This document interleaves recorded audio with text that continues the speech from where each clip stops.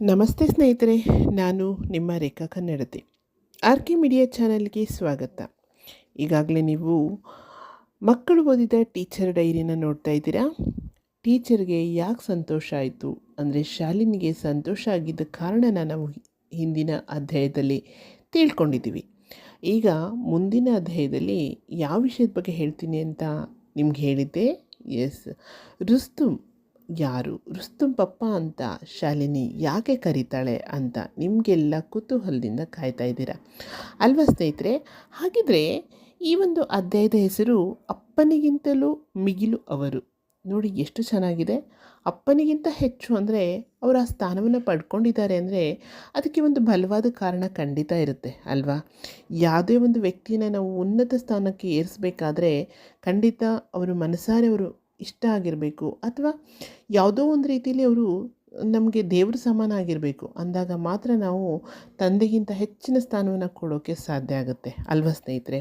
ಹಾಗೆಯೇ ಇಲ್ಲಿ ಶಾಲಿನಿ ಯಾಕೆ ಅವರನ್ನು ಒಂದು ತಂದೆಗಿಂತ ಹೆಚ್ಚು ಅಂತ ಹೇಳ್ತಾಳೆ, ಅಪ್ಪನಿಗಿಂತಲೂ ಮಿಗಿಲು ಅಂತ ಯಾಕೆ ಹೇಳ್ತಾಳೆ ಅನ್ನೋದನ್ನು ತಿಳಿದುಕೊಳ್ಳೋಣ ಅಂತ ನಾನು ನಿಮಗೆ ಹೇಳಿದ್ದೆ. ಸೊ ಹಾಗಿದ್ರೆ ಈಗ ಅದರ ಮುಂದಿನ ಭಾಗವನ್ನು ನೋಡೋಣ. ಈ ಒಂದು ಅಂದರೆ ಈ ಒಂದು ಅಧ್ಯಾಯ, ಮುಂದಿನ ಅಧ್ಯಾಯದ ಹೆಸರೇ ಅಪ್ಪನಿಗಿಂತಲೂ ಮಿಗಿಲು. ಹಾಗಿದ್ರೆ ಈ ರುಸ್ತುಂ ಪಪ್ಪ ಅವರು ಏನಾಗಿದ್ರಪ್ಪ ಅಂದರೆ ಬೀಳಿಗಿ ಶಾಲೆಯಲ್ಲಿ ಶಿಕ್ಷಕರಾಗಿದ್ದರು. ಅದೇ ಊರು ಕೂಡ ಅವ್ರದ್ದು, ಅಂದರೆ ಅವ್ರ ಸ್ವಂತ ಊರು ಕೂಡ ಬೀಳ್ಗಿನೇ ಆಗಿತ್ತು. ಇವರು 1ನೇ ತರಗತಿಯಿಂದ 7ನೇ ತರಗತಿವರೆಗೂ ಪಾಠ ಮಾಡಿದ್ದಾರೆ. ಅದರಲ್ಲೂ ಶಾಲಿನಿ ಇವ್ರ ಕಡೆಯಿಂದನೇ ಕಲ್ತಿರೋದು. ಹಾಗೆ ಹೈಸ್ಕೂಲ್ಗೆ ಹೋದಾಗಲೂ ಕೂಡ ಶಾಲಿನಿ ಇವ್ರ ಹತ್ರ ಅನೇಕ ರೀತಿಯ ವಿಚಾರಗಳನ್ನು ಹೇಳಿಸ್ಕೊತಾ ಇದ್ಲು. ಏನಾದರೂ ಡೌಟ್ಸ್ ಇದ್ದರೆ ಕ್ಲಿಯರ್ ಮಾಡ್ಕೋತಾ ಇದ್ಲು. ಅಷ್ಟು ನೀಟಾಗಿ ಅವರೊಬ್ಬ ಶಿಕ್ಷಕರಾಗಿ ಮಕ್ಕಳನ್ನ ತುಂಬ ಹಚ್ಕೋತಾ ಇದ್ದರು. ಅಷ್ಟೇ ಅಲ್ಲ ಸ್ನೇಹಿತರೆ, ಇವಳು 2 ವರ್ಷ PUCಯಲ್ಲಿ ಪ್ರಥಮ ದರ್ಜೆಯಲ್ಲಿ ಪಾಸಾದಾಗ ರುಸ್ತುಂ ಪಪ್ಪ ಅವರೇ ಇವಳನ್ನು DED ಮಾಡೋಕ್ಕೆ ಹೇಳ್ತಾರೆ. ಹಾಗಿದ್ರೆ ಈ ರುಸ್ತುಂ ಪಪ್ಪ ಹಾಗೂ ಶಾಲಿನಿ ಅಪ್ಪ ಇಬ್ಬರು ಸಹಪಾಠಿಗಳು, ಅಂದರೆ ಇಬ್ಬರು ಜೊತೆಗೆ ಕಲ್ತಿದ್ದು 7ನೇ ತರಗತಿವರೆಗೆ. ಇಬ್ಬರು ಕೂಡಿಯೇ ಕಲ್ತಿರೋದ್ರಿಂದ ಇಲ್ಲಿ ರುಸ್ತುಂ ಸರ್ ಅವರು, ಅಂದರೆ ರುಸ್ತುಂ ಅನ್ನೋ ವ್ಯಕ್ತಿ ತುಂಬ ಬುದ್ಧಿವಂತರಾಗಿರೋದ್ರಿಂದ ಅವರು ಮುಂದೆ ಓದೋಕ್ಕೆ ಹೋಗ್ತಾರೆ. ಆದರೆ ಶಾಲಿನಿ ತಂದೆ ಓದಲ್ಲಿ ಆಸಕ್ತಿ ಇಲ್ಲದೆ ಇರೋದ್ರಿಂದ ಅವರು ಕಮ್ಮಾರ ಶಾಲೆಯಲ್ಲಿ ಅಜ್ಜನ ಜೊತೆ ಕೆಲಸಕ್ಕೆ ಹೋಗ್ತಾರೆ. ಇಲ್ಲಿ ರುಸ್ತುಂ ಪಪ್ಪ ಓದಿನಲ್ಲಿ ಮುಂದೆ ಹೋಗಿ ಅವರು ಶಿಕ್ಷಕರಾಗ್ತಾರೆ. ಇವರು ಈ ಒಂದು ಕಬ್ಬಿಣದ ಕಮ್ಮಾರ ಕೆಲಸದಲ್ಲಿ ತಮ್ಮನ್ನು ತಾವು ತೊಡಗಿಸ್ಕೋತಾರೆ. ಸೊ ಇದು ಇವರಿಬ್ಬರ ಮಧ್ಯೆ ಇರ್ತಕ್ಕಂಥ ವ್ಯತ್ಯಾಸ. ಆದರೆ ಅವರಿಬ್ಬರ ಒಂದು ಗೆಳೆತನ ಅಷ್ಟು ಗಟ್ಟಿಯಾಗಿತ್ತು, ಬಾಲ್ಯದ ಗೆಳೆತನ ಅವರಿಬ್ಬರದು. ಸೊ ಹಾಗಾಗಿ ಅವರು ಶಿಕ್ಷಕರಾಗಿದ್ದರೂ ಕೂಡ ರುಸ್ತುಂ ಅವರು ಯಾವುದೇ ರೀತಿ ಒಂದು ಶಾಲಿನಿ ತಂದೆ ಜೊತೆ ಸ್ನೇಹನ ಕಟ್ ಮಾಡ್ಕೊಂಡಿರಲಿಲ್ಲ. ಇಬ್ಬರು ಈಗಲೂ ಕೂಡ ಅದೇ ಒಂದು ಸ್ನೇಹದಿಂದ ಇದ್ದರು. ದಿನಾಲೂ ಸಂಜೆ ಅವರಿಬ್ಬರು ಭೇಟಿ ಆಗ್ತಾಯಿದ್ರು. ಎಲ್ಲಿ ಭೇಟಿ ಆಗ್ತಾಯಿದ್ರು ಅಂದರೆ ಕಮ್ಮಾರನ ಶಾಲೆಗೆ ಬರ್ತಾಯಿದ್ರು. ಅಲ್ಲಿ ಭೇಟಿಯಾಗಿ ತಮ್ಮ ಕಷ್ಟ ಸುಖಗಳನ್ನು ಮಾತಾಡ್ಕೋತಾ ಇದ್ರು, ಮನೆ ವಿಷಯಗಳನ್ನು ಮಾತನಾಡ್ಕೋತಾ ಇದ್ರು.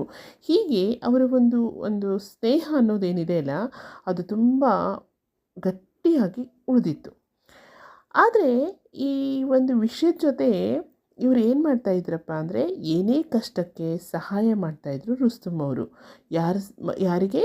ಶಾಲಿನಿಯವರ ಮನೆಗೆ. ಆದರೆ ಆ ಸಹಾಯವನ್ನು ತಗೊಂಡಂತಹ ಶಾಲಿನಿ ಅಪ್ಪ ಅಥವಾ ಹಣದ ತೊಂದರೆ ಇದ್ದಾಗ, ಸಾಲ ತಗೊಂಡಾಗ ಅದನ್ನು ಮತ್ತೆ ರಿಟರ್ನ್ ಸಮಯಕ್ಕೆ ಸರಿಯಾಗಿ ಕೊಟ್ಬಿಡ್ತಿದ್ರಂತೆ. ಅದನ್ನು ಶಾಲಿನಿ ತಾಯಿಯವರು ತುಂಬ ಸಲ ಹೇಳ್ತಾ ಇದ್ರಂತೆ. ಅಂದರೆ ಸ್ನೇಹನೇ ಬೇರೆ, ವ್ಯವಹಾರನೇ ಬೇರೆ. ಸ್ನೇಹ ಸ್ನೇಹವಾಗೇ ಇರಬೇಕು, ವ್ಯವಹಾರ ವ್ಯವಹಾರವಾಗೇ ಇರಬೇಕು. ಸ್ನೇಹದ ಮಧ್ಯೆ ಯಾವಾಗ ಹಣಕಾಸಿನ ವಿಚಾರಗಳು ಬರುತ್ತೋ ಅವತ್ತು ಸ್ನೇಹ ಕೆಟ್ಟೋಗ್ಬಿಡುತ್ತೆ ಸ್ನೇಹಿತರೆ. ಹಾಗಾಗಿ ಯಾವತ್ತೂ ನೋಡಿ, ಈ ಹಣ ಅನ್ನೋದು ತಾಯಿ ಮಕ್ಕಳನ್ನು ಬಿಡೋದಿಲ್ಲ ಅಂತೆ. ಹಾಗಾಗಿ ಹಣದ ವ್ಯವಹಾರ ತುಂಬ ಜಾಗರೂಕತೆಯಿಂದ ಇರಬೇಕು ಅನ್ನೋ ಒಂದು ಸಣ್ಣ ಮೆಸೇಜ್ ಕೂಡ ನಮ್ಗೆ ಇಲ್ಲಿ ಸಿಕ್ಬರುತ್ತೆ. ಅದಕ್ಕೋಸ್ಕರ ಸ್ನೇಹಿತರೆ, ಈ ಒಂದು ಸ್ನೇಹ, ಅವರಿಬ್ಬರ ಸ್ನೇಹ ಎಷ್ಟು ಚೆನ್ನಾಗಿತ್ತು ಅಂದರೆ, ಅಂಥ ಯಾವುದೇ ಒಂದು ಹಣಕಾಸಿನ ವ್ಯವಹಾರ ಇದ್ದರೂ ಕೂಡ ಅವರು ಸರಿಯಾದ ಸಮಯದಲ್ಲಿ ಶಾಲಿನಿ ಅಪ್ಪ ಅವರಿಗೆ ಹಣವನ್ನು ವಾಪಸ್ ಕೊಡ್ತಾ ಇದ್ರು ಅನ್ನೋದನ್ನು ಇಲ್ಲಿ ಅವರು ಎಷ್ಟು ಚೆನ್ನಾಗಿ ಲೇಖಕರು ಹೇಳಿದ್ದಾರೆ. ಅದನ್ನು ನಾವು ಸೂಕ್ಷ್ಮವಾಗಿ ಅರ್ಥ ಮಾಡ್ಕೋಬೇಕಾಗುತ್ತೆ. ಈ ಒಂದು ರುಸ್ತುಂ ಸಾಹೇಬರನ್ನು ನಾನು ಪಪ್ಪ ಅಂತ ಹೇಳಲಿಕ್ಕೆ ಕಾರಣ ಇದೆ. ಈಗ ವಿಷಯ ಬಂತು. ಜೋರಾಗಿ ಓದೆ ಹಮೀದ ಕಣ್ಣರಳಿಸಿ ಕೇಳಿದಳು. ರೇಷ್ಮಾ ನಕ್ಕು ಡೈರಿಯ ಪುಟದಲ್ಲಿ ಮುಖ ತೂರಿ ಓದತೊಡಗಿದಳು. ನೋಡಿ ಸ್ನೇಹಿತರೆ, ಆ ಮಕ್ಕಳು ಶಾಲಿನಿ ಟೀಚರ್ ಡೈರಿನ ಓದ್ತಾ ಇದ್ದಾರೆ. ಆ ಡೈರಿಲಿ ಎಷ್ಟೊಂದು ವಿಷಯಗಳು ಅಡಗಿದೆ ಅಂದರೆ, ಆ ಮಕ್ಕಳಿಗೆ ಎಷ್ಟು ಒಂದು ಆಸಕ್ತಿ ಇದೆ ಅಂದರೆ, ಇವಾಗ ರುಸ್ತುಮ್ ಅನ್ನೋರು ಯಾರು ಅನ್ನೋದು ಆ ಮಕ್ಕಳಿಗೂ ಕುತೂಹಲ ಇತ್ತಲ್ವಾ. ಸೊ ಇವಾಗ ಅದನ್ನು ನೋಡಿದ ತಕ್ಷಣ, ಆ ಒಂದು ಸೆಂಟೆನ್ಸ್ ಬಂದ ತಕ್ಷಣ ಅವ್ರಿಗೆ ಎಷ್ಟು ಕುತೂಹಲ, ಬೇಗ ಬೇಗ ಓದು ಅಂತ ಎಲ್ರಿಗೂ ಒಂದು ಆಸಕ್ತಿ.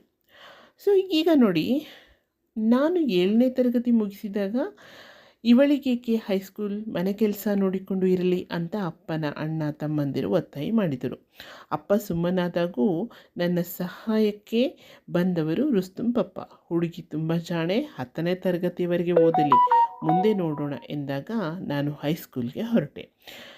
ನೋಡಿ, ಈ ಒಂದು ಲೈನ್ಗಳನ್ನು ನಾವು ಓದಿದಾಗ, ಈ ಅಧ್ಯಾಯದ ಈ ಒಂದು ಭಾಗವನ್ನು ನಾವು ನೋಡಿದಾಗ, ಒಂದು ಶಾಲಿನಿ ಅಪ್ಪನ ಅಣ್ಣ ತಮ್ಮಂದರು ನೋಡಿ, ಸಂಬಂಧಿಕರು, ಇಲ್ಲಿ ಯಾರು ಮನೆಯವರು ಅಡ್ಡ ಹಾಕಿಲ್ಲ.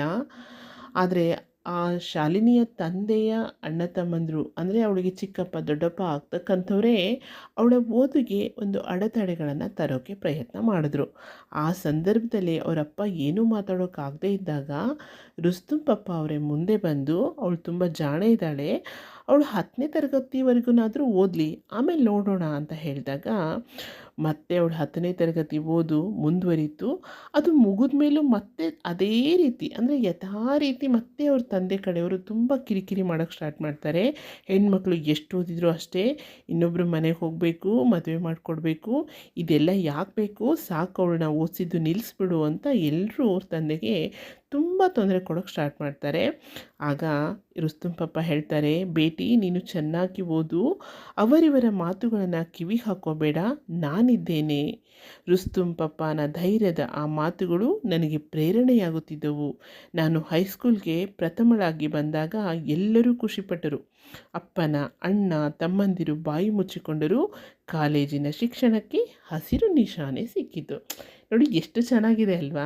ಈ ಒಂದು ಸಂದರ್ಭವನ್ನು ಓದಿದಾಗ ತುಂಬ ಖುಷಿ ಆಗುತ್ತೆ. ಹೆಣ್ಮಕ್ಳನ್ನ ಓದಿಸ್ಬಾರ್ದು ಅನ್ನೋದು ಕೆಲವರ ಇಂಟೆನ್ಷನ್ ಇರುತ್ತೆ. ಆದರೆ ಈ ರೀತಿ ರುಸ್ತುಂ ಪಪ್ಪ ಅವರು ಆ ಶಾಲಿನಿಗೆ ಸಪೋರ್ಟ್ ಮಾಡಿ ಎಲ್ಲರ ಬಾಯಿನ ಮುಚ್ಚಿದ್ರು. ಅಷ್ಟೇ ಅಲ್ಲ, ಶಾಲಿನಿ ಕೂಡ ತುಂಬ ಕಷ್ಟಪಟ್ಟು ಓದಿ ಒಳ್ಳೆ ರೀತಿಯ ಅಂಕಗಳನ್ನ ತಗೊಂಡು ಅವಳ ಮುಂದಿನ ಓದಿಗೆ ದಾರಿ ಮಾಡಿಕೊಂಡ್ಳು. ಅಕಸ್ಮಾತಾಗಿ ಅವಳು ಏನಾದ್ರು ಕಡಿಮೆ ಮಾರ್ಕ್ಸ್ ತಗೊಂಡಿದ್ರೆ ಏನಾಗ್ತಿತ್ತು ಸ್ನೇಹಿತರೆ, ಖಂಡಿತ ಅವಳು ಓದು ಅಲ್ಲಿಗೆ ಸ್ಟಾಪ್ ಆಗಿಬಿಡ್ತಿತ್ತು ಅಲ್ವಾ. ಸೊ ಹಾಗಾಗಿ ಅವಳು ಕಷ್ಟಪಟ್ಟು ಓದಿ ಒಳ್ಳೆ ರೀತಿಯ ರಿಸಲ್ಟ್ ತಗೊಂಡಿದ್ದಕ್ಕೆ ಅವರೆಲ್ಲರೂ ಬಾಯಿ ಮುಚ್ಕೊಂಡಿರಬೇಕಾಯ್ತು. ಇವಳ ಮುಂದಿನ ಓದಿಗೆ ದಾರಿ ಆಯಿತು ಅಲ್ವಾ. ನೋಡಿ, ಹೀಗೆ ನನಗೆ ತಿಳುವಳಿಕೆ ಬಂದಾಗಿನಿಂದ ನನಗೆ ಬೇಕಾದ ಬಟ್ಟೆ, ಶಾಲೆಯ ಲೇಖನಿ ಸಾಮಗ್ರಿಗಳು, ಪ್ರವಾಸ, ಶಾಲೆಯ ಇನ್ನಿತರ ಎಲ್ಲ ಖರ್ಚು ವೆಚ್ಚಗಳನ್ನು ಪಪ್ಪನೇ ಭರಿಸಿದ್ದಾರೆ. ಕಾಲೇಜು ಶಿಕ್ಷಣ, D.Ed ತರಬೇತಿ ಓದಿಸಿದ್ದು ಇವರೇ. ನಾನು ಅಪ್ಪನನ್ನು ಬಹಳ ಸಲ ಕೇಳಿದ್ದೇನೆ, ಅವರು ಏಕೆ ನನಗೆಲ್ಲ ಇಷ್ಟೊಂದು ಖರ್ಚು ಮಾಡುತ್ತಾರೆ, ಅದೇ ನನ್ನ ತಂಗಿಯರಿಗೆ ತಮ್ಮಂದಿರಿಗೆ ಏನು ಕೊಡುವುದಿಲ್ಲ ಎಂದಾಗ ಅಪ್ಪ ಅವ್ವ ಪರಸ್ಪರ ಮುಖ ನೋಡಿಕೊಳ್ಳುತ್ತಾ ಸುಮ್ಮನಾಗುತ್ತಿದ್ದರು. ಒತ್ತಾಯಿಸಿದಾಗ ಅವರಿಗೆ ನಿನ್ನ ಮೇಲೆ ಬಹಳ ಪ್ರೀತಿ ಇದೆ, ನೀನು ಜಾಣೆ ಇದೆಯಲ್ವಾ, ಅದಕ್ಕೆ ನಿನ್ನ ಓದಿಸಬೇಕು ಅಂತ ಅವರ ಇಚ್ಛೆ ಎಂದಾಗ ನನಗೆ ಸಮಾಧಾನವಾಗುತ್ತಿರಲಿಲ್ಲ. ಅವರ ಮನೆಗೆ ಹೋದಾಗ ನನಗೆ ಮಗಳಂತೆ ಕಾಳಜಿ ಮಾಡುವವರನ್ನು ಕಂಡರೆ ಭಕ್ತಿ ಗೌರವ ಮೂಡುತ್ತಿತ್ತು. ನನಗೆ ಬೇಟಿ ಅಂತಾನೆ ಕರೆಯುತ್ತಿದ್ದರು. ನೋಡಿ, ಇಲ್ಲಿ ಶಾಲಿನಿಯವರು ಹೇಳ್ತಾರೆ, ಅವರು ಒಂದು ಶಾಲಿನಿಯ ಒಂದು ಓದಿನ ಖರ್ಚು ವೆಚ್ಚಗಳನ್ನು, ಅದರಲ್ಲೂ ಒಂದು ಎಜುಕೇಷನ್ ವಿಷಯಕ್ಕೆ ಬಂದಾಗ ಸ್ನೇಹಿತರೆ, ಆ ಎಲ್ಲ ವೆಚ್ಚಗಳನ್ನು ಇವರೇ ಭರಿಸ್ತಾಯಿದ್ರು. ಅಂದರೆ ಶಾಲಿನಿ ಒಂದು ತಂದೆ ತಾಯಿ ಕೇವಲ ಅವಳ ಊಟ, ಒಂದು ಬೇಸಿಕ್ ವಿಚಾರಗಳನ್ನು ಮಾತ್ರ ನೋಡ್ಕೋತಾ ಇದ್ರು ಅಂತ ನಮಗಿಲ್ಲಿ ಅನಿಸುತ್ತೆ.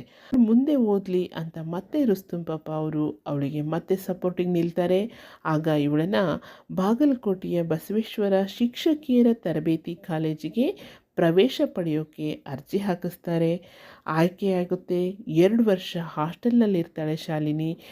ಆಗ ಅವಳ ಎಲ್ಲ ವಿದ್ಯಾಭ್ಯಾಸದ ವೆಚ್ಚಗಳನ್ನು ಯಾರು ನೋಡ್ಕೋತಾರೆ? ಎಸ್, ಖಂಡಿತ ಸ್ನೇಹಿತರೆ, ರುಸ್ತುಂ ಪಪ್ಪ ಅವರೇ ನೋಡ್ಕೋತಾರೆ. ಆಗ ಅವಳನ್ನ ಎಷ್ಟೋ ಸಾರಿ ಕಾಲೇಜ್ ಹತ್ರ ಹೋಗಿ ಭೇಟಿ ಆಗ್ತಾರೆ. ನೀನು ನನಗೆ ಮಗಳ ಸಮಾನ, ಯಾವುದೇ ಸಂಕೋಚ ಇಲ್ಲದೆ ಸಹಾಯ ಕೇಳು ಅಂತ ಹೇಳ್ತಿದ್ರು. ಆ ದಿನ ನನಗೆ ತುಂಬ ನೆನಪಿದೆ. ಮೊದಲು ಅವರನ್ನ ಸರ್ ಅಂತಾನೆ ಕರೆಯುತ್ತಿದ್ದೆ. ಬಾಗಲಕೋಟೆ ಶಿಕ್ಷಣ ಮಹಾವಿದ್ಯಾಲಯಕ್ಕೆ ಹೊರಟಾಗ ಅವರ ಪಾದಗಳಿಗೆ ನಮಿಸುತ್ತಾ, "ಸರ್, ನಾನು ನಿಮ್ಮನ್ನು ಪಪ್ಪಾ ಅಂತ ಕರಿಬಹುದಾ?" ಎಂದಾಗ ಅವರ ಕಣ್ಣಲ್ಲಿ ನೀರು ತುಂಬಿ ಬಂದಿತ್ತು. ಮಾತನಾಡಲು ಆಗದೆ ಹ್ಞೂ ಅಂತ ಗೋಣು ಅಲ್ಲಾಡಿಸಿದರು. ಅವರು ಅಪ್ಪನಂತೆ ನನ್ನನ್ನು ನೋಡಿಕೊಂಡಿದ್ದರು. ಅಂದಿನಿಂದ ಅವರನ್ನು ನಾನು ಪಪ್ಪಾ ಅಂತಾನೆ ಕರೆಯೋದು. ಮನೆಯಲ್ಲಿ ಅಪ್ಪ ಅವ್ವ ಕೇವಲ ಊಟವಷ್ಟೇ ಕೊಟ್ಟಿದ್ದರು. ಒಂದು ರೀತಿಯಲ್ಲಿ ಹಾಸ್ಟೆಲ್ನಂತೆ ಇದ್ದಂತೆ. ಮಿಕ್ಕ ಎಲ್ಲ ವೆಚ್ಚಗಳನ್ನು ಈ ರುಸ್ತುಂ ಪಪ್ಪಾನೇ ನೋಡಿಕೊಂಡಿದ್ದು. ಅಬ್ಬಾ, ನೋಡಿ ಸ್ನೇಹಿತರೆ, ಎಷ್ಟು ಒಂದು ಖುಷಿ ಅನಿಸುತ್ತೆ ಅಲ್ವಾ? ಯಾರೋ ಒಬ್ಬ ವ್ಯಕ್ತಿ ಒಬ್ಬ ಮಗು ಚೆನ್ನಾಗಿ ಓದ್ತಾ ಇದೆ ಅಂತ ಹೇಳಿದಾಗ ಅವಳು ಎಲ್ಲ ಖರ್ಚು ವೆಚ್ಚಗಳನ್ನು ಭರಿಸಿ ಅವಳನ್ನು ಈ ಮಟ್ಟಕ್ಕವರೆಗೂ ತಂದಿದ್ದಾರೆ ಅಂದಾಗ ಆ ಹುಡುಗಿ ಮನಸ್ಸಲ್ಲೂ ಎಲ್ಲೋ ಒಂದು ಕಡೆ ಅವ್ರಿಗೆ ಖಂಡಿತ ಒಂದು ಗೌರವನ ಕೊಡಬೇಕು ಅನ್ನೋ ಒಂದು ಭಾವನೆ ಖಂಡಿತ ಬಂದಿರುತ್ತೆ. ಆಗ ಶಾಲಿನಿಗೆ ಅನಿಸುತ್ತೆ, ಅವ್ರನ್ನ ಸರ್ ಅಂತ ಕರಿತಿದ್ದವಳು ಪಪ್ಪ ಅಂತ ಕರೆಯೋಕ್ಕೆ ಪ್ರಾರಂಭ ಮಾಡ್ತಾಳೆ. ಅದನ್ನು ಅವ್ರನ್ನ ಕೇಳಿದಾಗ, ನಾವು ನಿಮ್ಮನ್ನು ಪಪ್ಪ ಅಂತ ಕರಿಬಹುದಾ ಅಂತ ಕೇಳಿದಾಗ ಅವ್ರ ಕಣ್ಣು ತುಂಬ ನೀರು ತುಂಬಿಕೊಂಡು ಆಯಿತು ಅಂತ ಹೇಳ್ತಾರೆ. ಅವರು ಇವತ್ತಿನವರೆಗೂ ಅವಳನ್ನ ಭೇಟಿ ಅಂತಲೇ ಕರಿತಿದ್ದಾರೆ ಅಂದರೆ ನೀವು ತಿಳ್ಕೊಂಬಿಡಿ, ಆ ರುಸ್ತುಂ ಪಪ್ಪ ಹಾಗೂ ಶಾಲಿನಿಯ ಮಧ್ಯ ಎಂಥ ಬಾಂಧವ್ಯ ಇರ್ಬೋದು, ಎಂತಹ ತಂದೆ ಮಗಳ ಸಂಬಂಧ ಇರ್ಬೋದು. ಎಷ್ಟೋ ತಂದೆ ತಾಯಂದಿರು ಅಥವಾ ಎಷ್ಟೋ ಜನ ತಮ್ಮ ಮಕ್ಕಳಿಗೆ ಓದಿಸೋಕ್ಕಾಗ್ದೇ ವಿದ್ಯಾಭ್ಯಾಸನ ಬಿಡಿಸ್ಬಿಟ್ಟಿರ್ತಾರೆ, ಅಥವಾ ಏನೋ ಅನಾನುಕೂಲ ಆಗಿರ್ಬೋದು. ಆದರೆ ಇಲ್ಲಿ ನೋಡಿ, ಶಾಲಿನಿ ಅಂತ ಒಂದು ಮಗುನ ಅವರು ಚಿಕ್ಕಂದಿನಿಂದ ಒಂದು ಶಿಕ್ಷಣವನ್ನು ಕೊಡ್ತಾ ಆ ಶಿಕ್ಷಣಕ್ಕೆ ಬೇಕಾದಂಥ ಖರ್ಚು ವೆಚ್ಚಗಳನ್ನೆಲ್ಲ ನಿಭಾಯಿಸ್ಕೊಂಡು ಹೋಗ್ತಾ ಇದ್ದಾರೆ. ಅವಳನ್ನು ಒಂದು TCH ಮಾಡೋದಕ್ಕೆ ಅಥವಾ DED ಮಾಡೋದಕ್ಕೆ ಸಪೋರ್ಟ್ ಮಾಡಿದ್ದಾರೆ ಅಂತ ಅಂದರೆ ಅದೆಷ್ಟು ಪ್ರೀತಿ ಅಲ್ವಾ ನಿಜವಾಗ್ಲೂ. ಹಾಗಿದ್ರೆ ಇದ್ರ ಹಿಂದೆ ಏನಿದೆ ಅನ್ನೋದನ್ನು ನಿಮಗೆಲ್ಲ ತಿಳ್ಕೊಬೇಕು ಅಂತ ಇಷ್ಟ ಇದೆ ಅಲ್ವಾ? ಹಾಗಿದ್ರೆ ಮುಂದಿನ ವಿಡಿಯೋದವರೆಗೂ ಕಾಯ್ತಿರಲ್ಲ ಸ್ನೇಹಿತರೆ. Thank you.